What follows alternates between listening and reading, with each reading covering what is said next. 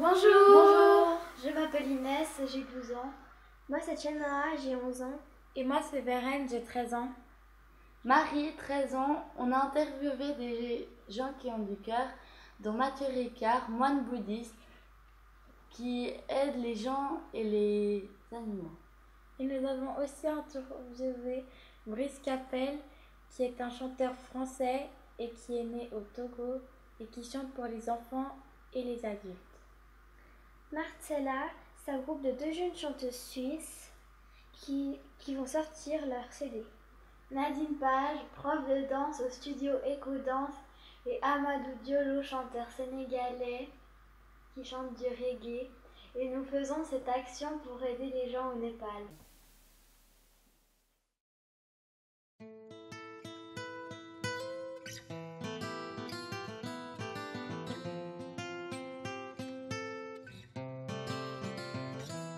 À la gloire de nos pères, à la gloire de nos pères, à la gloire de nos pères, ces grands hommes qui ont traversé les mers pour leur monde, à la recherche d'un avenir plus radieux, un grand sacrifice pour que leurs enfants vivent mieux, acceptant même les plus basses besognes, malgré des années d'études et leurs diplômes. Je te parle de tous ceux qui sont partis avec rien pour seul bagage, des rêves d'un plus beau lendemain. Faisant face à différents obstacles, leur couleur faisait de seul un vrai spectacle. Affrontons les regards toujours avec fierté, c'est ainsi que ton père t'a éduqué. À donner le double pour obtenir le simple, il te le répétait sans cesse comme un vieux sample.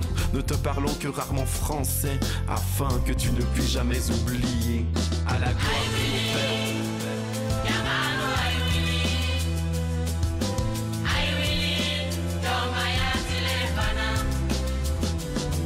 à la gloire de nos pères,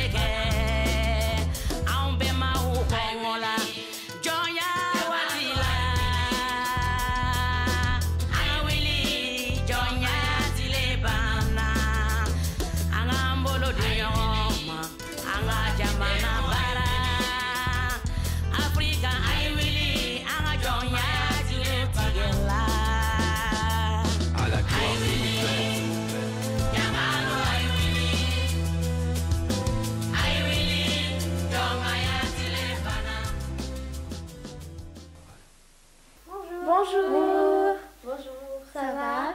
Ça va et vous? Oui, merci. D'où venez-vous? Alors moi je viens d'un petit pays d'Afrique qui s'appelle Burundi. Pourquoi soutenez-vous une association? Alors je soutiens une association pour en fait faire avancer nos projets. C'est-à-dire on a fait déjà certains projets comme organiser des voyages à l'étranger dans le but de danser dans la meilleure école du pays. On a été à Londres, à Paris, à Berlin.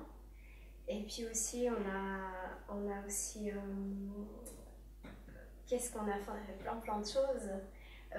Et en fait, on aimerait continuer à faire avancer ces projets. Quel est le nom de l'association? Alors, notre association s'appelle Art Libre. Donc, Art Libre, pourquoi? Parce que comme on aimerait promouvoir les arts, ça veut tout dire. C'est qu'on veut que les arts s'expriment et puis on veut échanger, on veut que les arts se rencontrent. Quel est le but de votre association? Le but de notre association, ça serait en fait comme j'ai dit, de promouvoir les arts et puis Par exemple, dans nos studios EcoDance, on aimerait que des artistes et danseurs puissent venir répéter dans nos studios et à bas prix, parce que c'est vrai que c'est pas toujours évident de trouver une salle. Et puis aussi que, comme on a un studio d'enregistrement dans nos locaux d'EcoDance, que en fait puisse se faire des enregistrements, des sessions live. Voilà. Qu'est-ce qui vous a donné envie de danser? Alors, l'envie de danser, ça a été en regardant la télévision, en voyant des belles ballerines avec leurs tutus et en voyant des clips télé. Et ça m'a fait rêver et j'ai dit moi aussi je veux danser comme ces gens. Qu'est-ce que vous voulez transmettre à travers la danse? Alors, j'aimerais transmettre ma passion, j'aimerais pouvoir transmettre ce que j'ai appris et voir évoluer aussi mes élèves, les faire grandir, apprendre aussi d'eux aussi. Et puis les voir grandir artistiquement aussi. Voilà. Qu'est-ce qui vous a poussé à ouvrir une école de danse? Alors justement, cette envie de voir, de pouvoir créer, de pouvoir aussi évoluer, d'apprendre aussi. Et surtout en fait de partager, de montrer en fait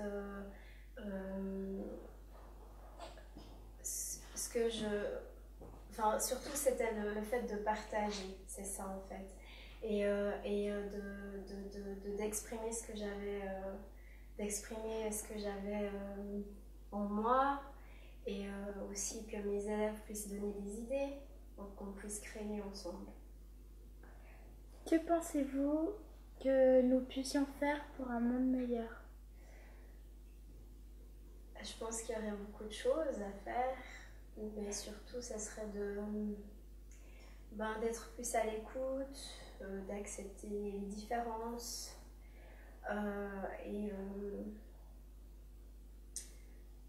ouais, je pense que c'est la base d'accepter que les différences, avec ces différences on peut apprendre des autres cultures et surtout partager. Voilà. Merci. Merci à vous.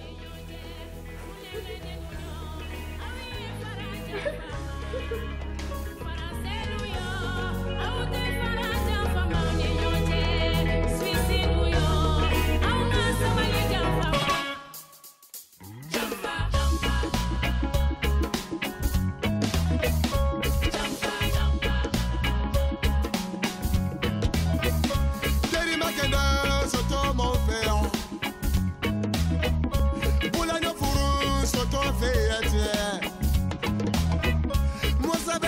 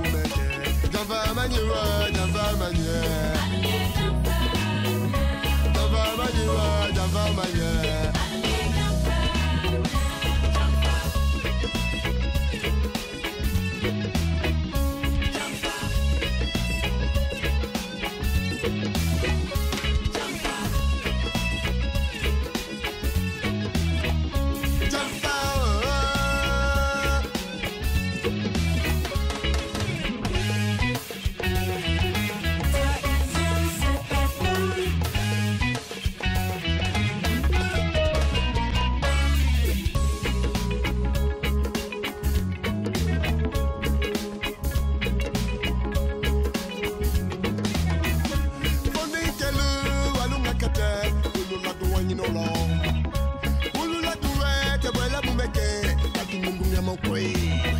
Dans le baignon fallait, dans le baignon tignon, il y a la foule. Tamo le thé, y'a j'avais, c'est tout y'a j'avais. Allô ma mire, la kirabine, qui dit le mot que belle moumeke. Allez y'a feu, allez qui la bas, ça y a tu belle moumeke. Java majiwa, java mania.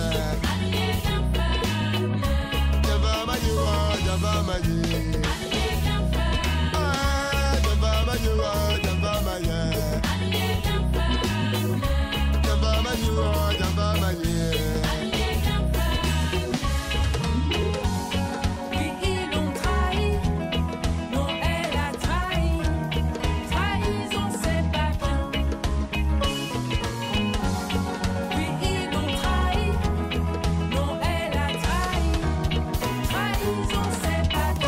Bonjour les filles. Bonjour. Vous êtes chez Amadou Diallo dans son home studio local de répétition en accompagnant toujours de son instrument la kora qui est un style, en imposant son style du afro au reggae music. Vous êtes la bienvenue. Merci. Ça va? Ça va très bien et vous? Oui. Oui, merci. Cool, super. D'où viens-tu? Du Sénégal. Et d'où vient ta musique? Tes musiques? Ma musique vient aussi du Sénégal, l'Afrique de l'Ouest, plus précisément à Toubacouta et en Casamance, de mon origine mandingue en fait. Et je suis griot. Ma musique passe par là pour transmettre en fait le message d'une griot qui fait du reggae. Pourquoi soutiens-tu une association au Sénégal et quel est son nom? Mon association s'appelle Soutien Sénégal et puis son but c'est de aider à la population jeunesse de Toubacouta, à la construction des écoles et puis à la distribution des sacs de riz et des moustiquaires contre le paludisme. Aussi, ça fait partie, le combat, c'est aussi d'aider les jeunes filles, des enfants, aussi pour pouvoir les donner de la chance d'aller à l'école aussi, comme vous, voilà, qui vous êtes ici. Comme qu'au Sénégal, tout le monde n'a pas la même chance d'aller à l'école. Alors, voilà, notre but de l'association, le combat, c'est de construire des écoles et puis d'autres choses pour pouvoir aider la population. Qu'est-ce qui t'a donné envie de chanter? Parce que j'ai un grand message à lancer, à faire, un grand amour à partager avec les gens, et puis de la paix aussi. Et puis surtout l'amour de la musique, et surtout le style reggae que je fais, que j'ai imposé en fait dans ma culture mandingue. J'ai essayé d'imposer en fait le style de reggae qui m'a fait aussi l'amour de chanter. Que veux-tu transmettre à travers la musique? L'égalité, le partage, savoir aimer et puis savoir partager. Quel est le titre de ton nouvel album? C'est toujours une surprise là. C'est toujours une surprise. Elle est gelée au fond du tiroir caché. Elle sera bientôt dévoilée, très bientôt. Elle sera sur le marché et puis sur la route des festivals en 2016. Mais avant 2016, elle sera sur le marché et tout le monde sera au courant. Pour le moment, aujourd'hui, tu ne seras pas au courant. Et je te le dirai peut-être dehors des caméras. Je le dirai.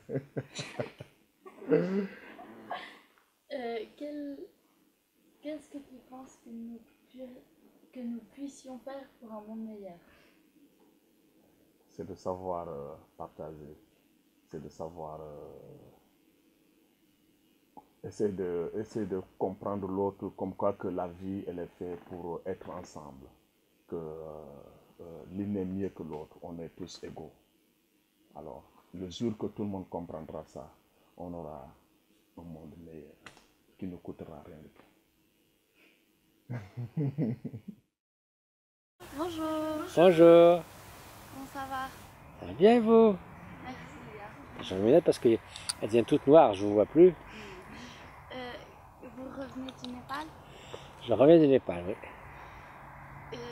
Pouvez-vous nous parler de la situation des gens et la reconstruction Oui. du pays. Alors, nous, ça fait 15 ans on est sur le terrain avec toute une équipe, on a une clinique, il y a 60 personnes, c'est tous des Népalais. Ça s'appelle Karuna, l'association, qui veut dire compassion, et cette chaîne, c'est le nom du monastère. Et donc, les dégâts ont surtout été dans les villages, puis il y a des villages qui ont été détruits à 80%. Et depuis 3 mois, toutes nos équipes ont réussi à aider 210 000 personnes dans 540 villages, en leur donnant de la nourriture pour 1 mois chacun, des soins médicaux. On a amené 60 tonnes de riz dans ces différents villages. Pour certains villages, il faut faire plus de 24 heures de voiture, de portage, etc. Donc il y a encore beaucoup à faire, mais les gens sont très grande force d'âme. Ils ne sont pas là à pleurnicher, ils se remettent au travail, ils sont habitués à la vie dure. Et donc voilà, il y a encore 2-3 ans pour reconstruire les écoles, faire des projets agricoles, prévenir le trafic humain, parce qu'il y a du trafic d'enfants, etc. Et puis, voilà, toutes ces choses-là pour leur faire repartir dans la vie. Comment êtes-vous devenu traducteur du Dalai Lama?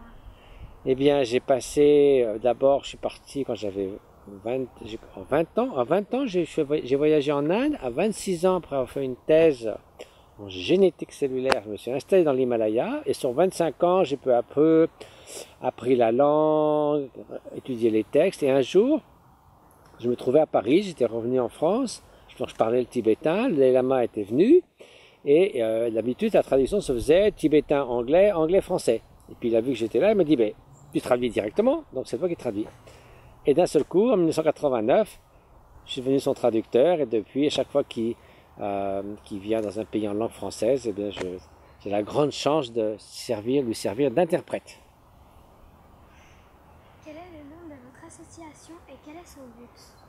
Alors, je voulais l'appeler Compassion en Action, mais en France, on m'a dit ça fait trop religieux et tout, donc j'ai appelé ça Karuna, ce qui veut dire la même chose, mais personne ne le sait.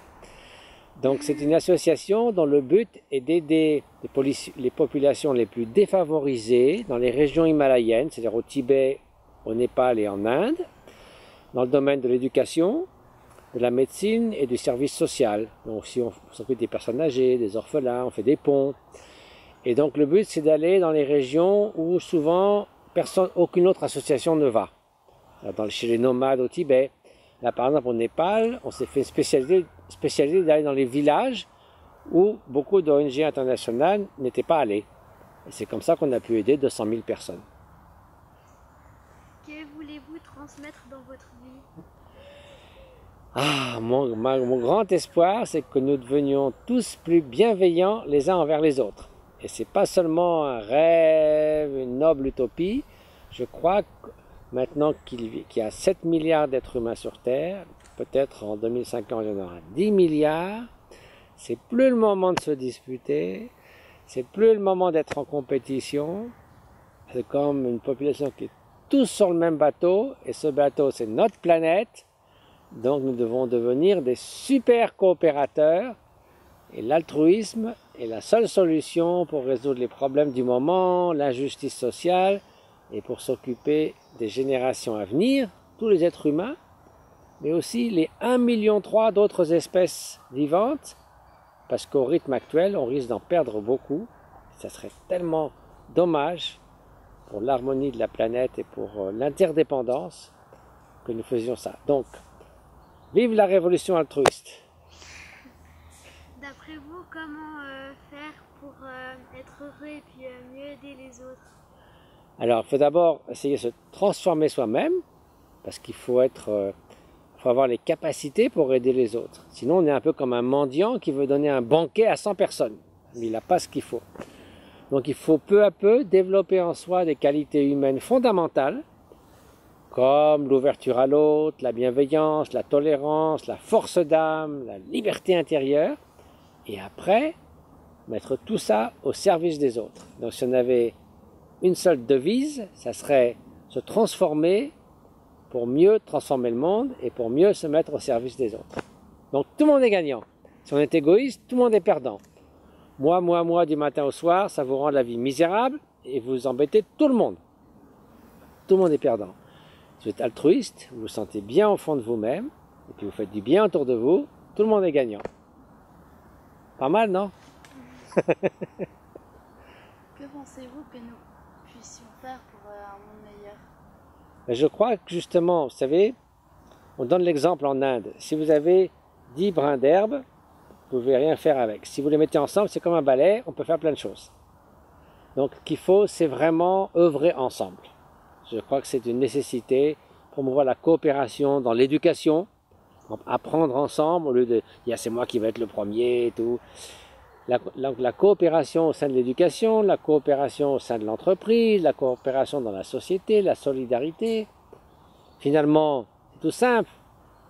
Avoir un bon cœur. Alors quand on dit ça, ça fait un peu fleur bleue, vous nous racontez, c'est un peu naïf. Mais en fait, c'est la meilleure façon d'avoir une bonne vie.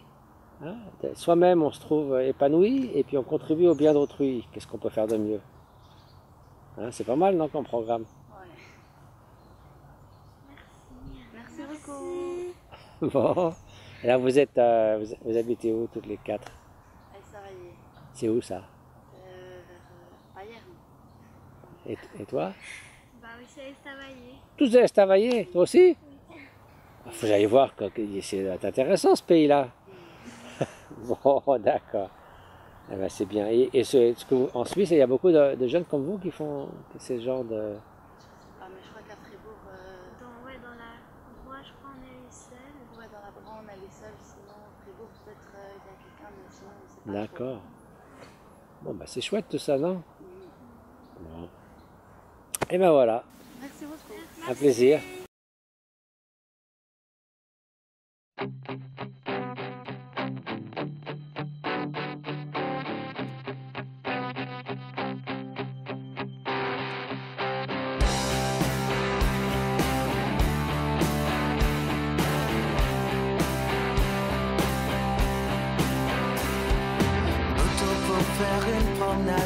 Bouton pour aller poster des cartes postales.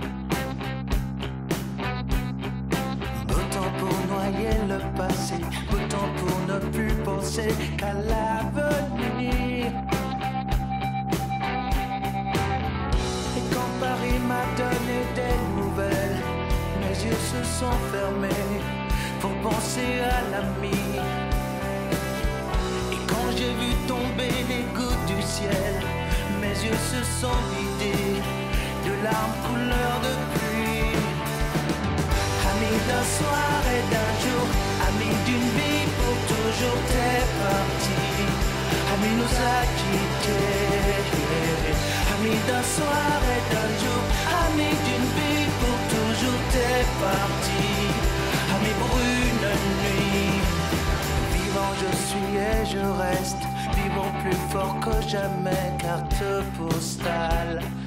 Un ami, vivant pour moi il le reste, vivant souvent de cet amour passion qui l'a meurtri. Victime, t'as juste le temps de te dire qu'un ami est parti, qu'il est déjà trop tard. T'as plus qu'à forger cet avenir comme un nouveau défi, comme un nouveau départ. Ami d'un soir et d'un jour, ami d'une vie pour toujours, t'es parti. Ami nous a quittés. Ami d'un soir et d'un jour, ami d'une vie pour toujours, t'es parti. Ami pour une nuit.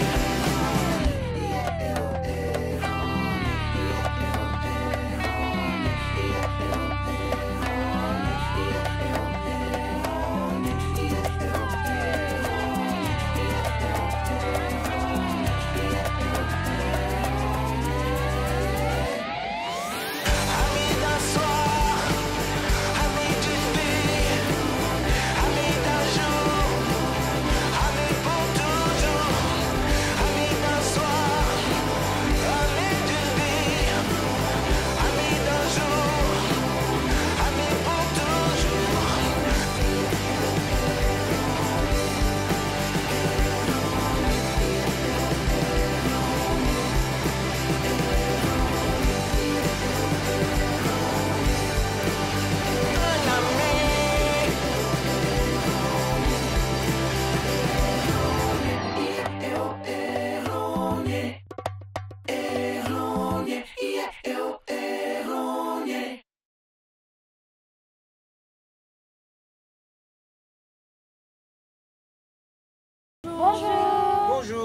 Ça va? Ça va, très bien.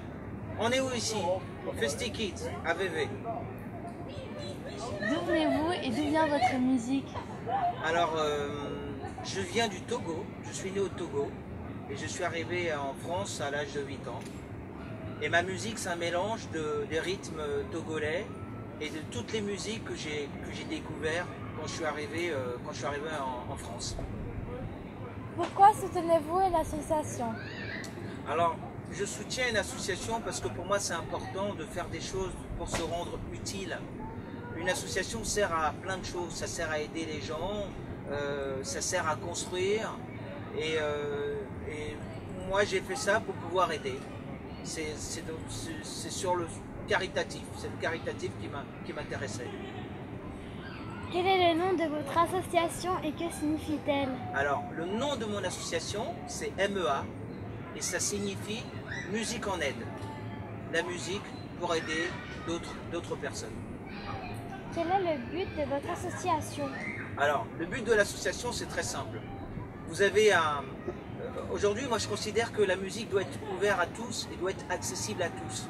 Et le problème, c'est que parfois, la musique n'est accessible qu'à des gens qui ont de l'argent. Donc j'ai créé cette association pour aider des enfants ou des ados qui ont besoin d'aide sur le plan musical. Je le fais aussi pour des écoles. Quand il y a des écoles qui veulent faire une action, de projet d'action éducative ou de projet d'action culturelle, quand ils n'ont pas d'argent, on intervient et avec l'association, on les aide à peaufiner le projet et on prend en charge le financement de leur projet. Qu'est-ce qui vous a amené à la musique? Alors ce qui m'a amené à la musique, c'est d'aller à la messe. Figurez-vous, les filles, que je voulais devenir curé. Je voulais être prêtre. Donc j'allais à la messe et la ferveur qu'il y avait à la messe, avec les gens qui chantaient, les tambours, ça dansait, et ben c'est ça qui m'a donné envie de faire de la musique. Quand vous êtes sur scène, vous faites des mouvements, que signifie-t-il? Alors, les mouvements, ça dépend des mouvements. Il y a des mouvements qui sont des mouvements d'interactivité qui me servent à jouer avec le public. C'est-à-dire que, comme mon spectacle, c'est un spectacle interactif, je fais des mouvements et je demande au public de faire comme moi. Mais il y a d'autres mouvements qui sont liés au langage des signes. Le langage des signes, c'est le langage que parlent les enfants et les adultes qui sont sourds et muets. Et ça me permet aussi d'apprendre la langue des signes au public. Mais souvent, le public ne sait pas qu'il apprend quelque chose.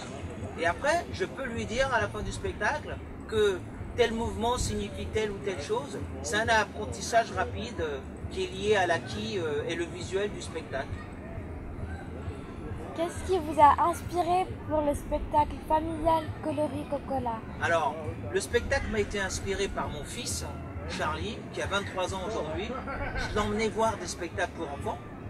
Et je me retrouvais toujours avec des parents qui étaient au fond de la salle, qui discutaient entre eux, et les enfants qui étaient tout seuls. Et les parents, j'avais l'impression que quand ils emmenaient leur enfant au spectacle, ils se disaient que c'est pas un spectacle pour eux. Je me suis dit, c'est bête. Dans le monde dans lequel on vit, le temps qu'on passe avec nos enfants, c'est un temps précieux.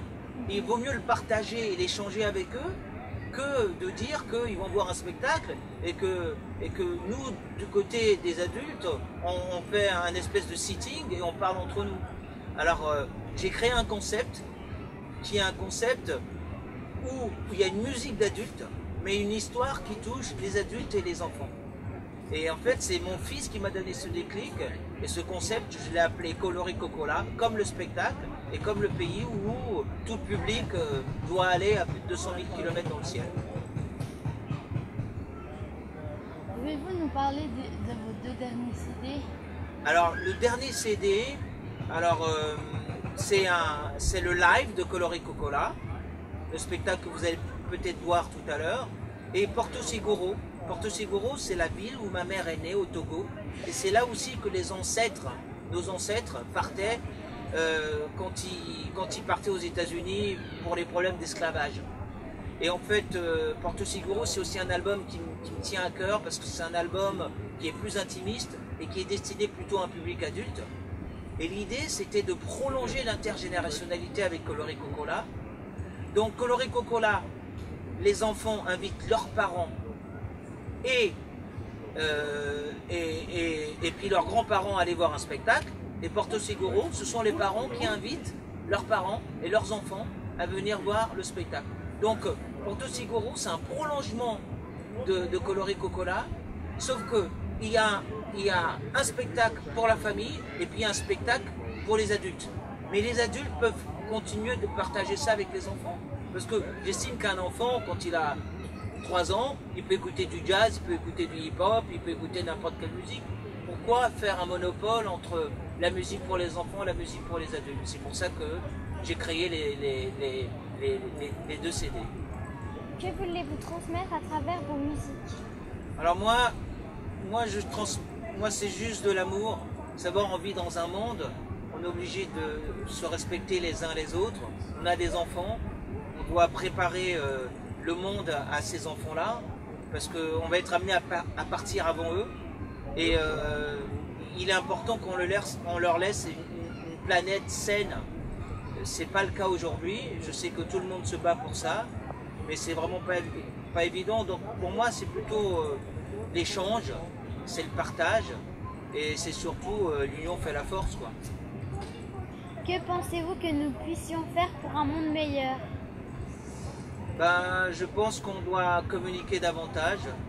Je pense qu'on doit partager davantage. Je pense qu'on doit avoir moins peur de l'autre.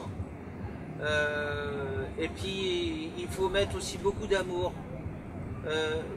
Je te donne un exemple.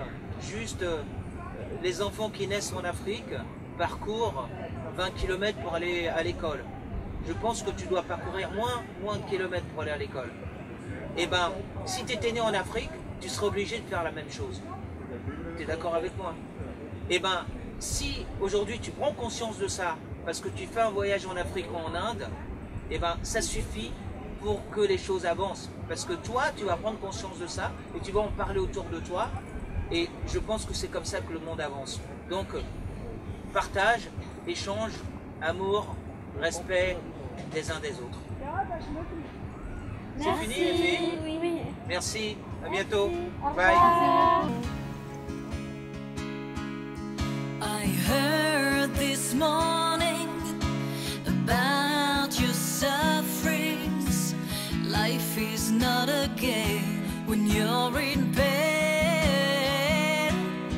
I heard on the phone that they sent you back home. We'll make sure that you're not alone.